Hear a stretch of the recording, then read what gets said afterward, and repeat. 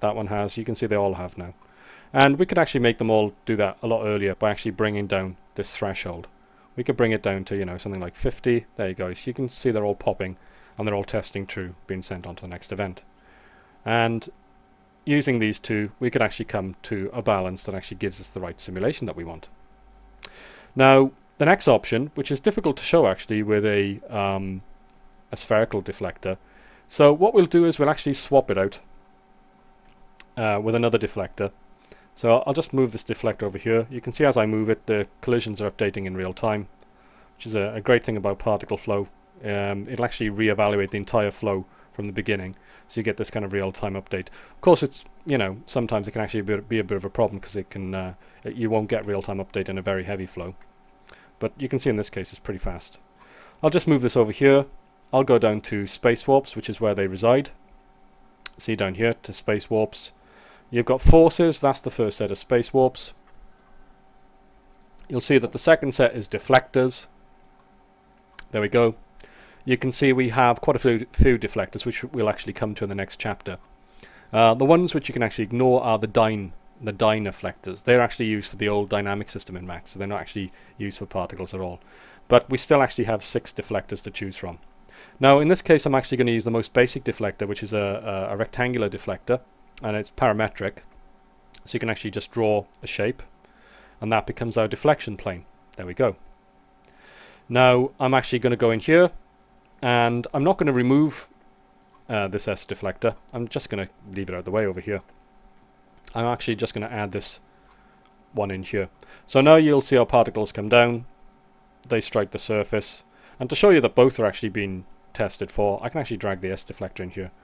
And you can see because this S deflector is actually imparting more energy to the particles that collide with it, they're actually being sent on to the next test. So I'll just put that out of the way again. Now in this case we want to actually test to see if our particles collide multiple times. As you can see, it's actually set up here to test 5 times. Now that's not actually going to happen because our particles come down, they strike the surface and they fly up back up into the air again.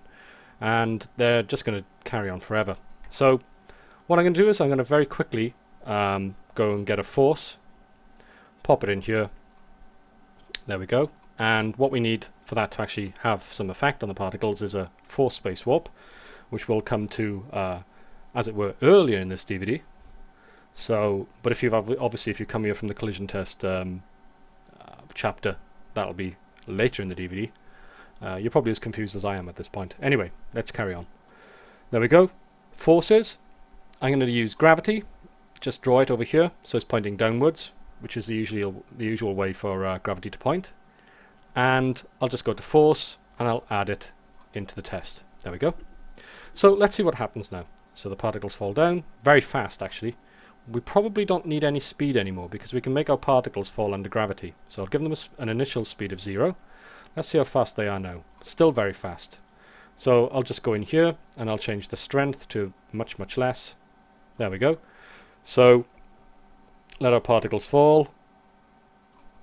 I'll just move it up here a little bit, and I'll reduce it even more actually because it's very strong. So I'll just let them drop. There we go, they're bouncing, they go up in the air, they bounce again, they bounce again.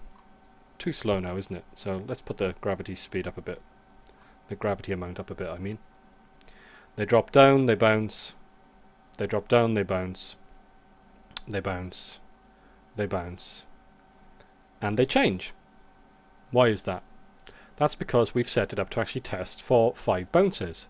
So obviously we could make that happen much earlier by setting the times to 2 or whatever value we wanted to use.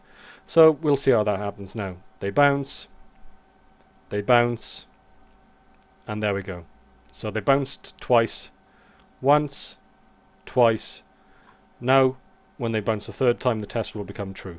There we are, it's true, and they get sent on to the next event.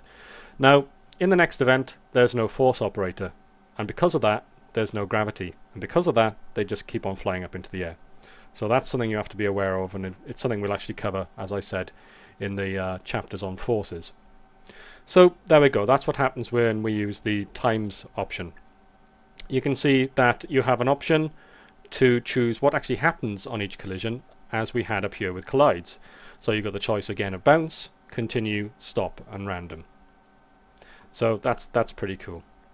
Now, the next option, which is actually quite cool, is to test if our particles will collide 5 frames into the future. And as you can see, you have a choice of how many frames it is. At the moment it's set to 5. It could be whatever you want it to be. So let's have a look at that in action. I'll actually scrub forward slightly. There go the particles, they're falling down. And you can see, if we actually look at the side, you can see the particles haven't actually collided yet. Here's our ground plane, where they're supposed to be colliding, and you can see that they're actually going to the next event already. And that's because they'll collide in 5 frames. So if we put up this value, you can see the particles are looking further and further and further ahead to actually work out where they're actually going to collide. And they can see that in 28 frames they're going to collide, so they immediately get passed on to the next event. Obviously, in the next event there's no collision, there's no gravity, so they've already got an initial speed, so they'll just carry on traveling at that speed. There we go.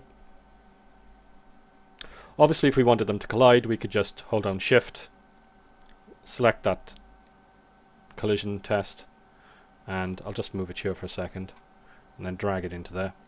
There we go. And now you can see it's actually set up so it'll collide when it gets sent on to the next event. So we'll just have this one set up so it actually just does a normal collision, bounce, there we go.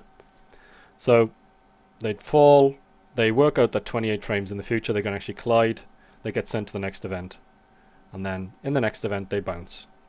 There we go, and again there's no gravity, so they just carry on flying through the air. So that's it really. That is actually the test operator. It's very simple in its function really.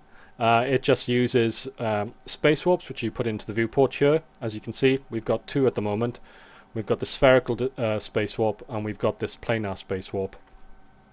The actual control over how the bounce happens and the strength of it, the variation, chaos, and all those other parameters, they're actually controlled on the space warp itself, which we'll be looking at in the next chapter. The control over actually what happens on the bounce, the test side of it, the test aspect, that's actually all carried out in the test itself, which obviously makes perfect sense. So there we go, that's the collision test. Let's move on now and have a look at the collision space warps, and let's see what each one of those offers us.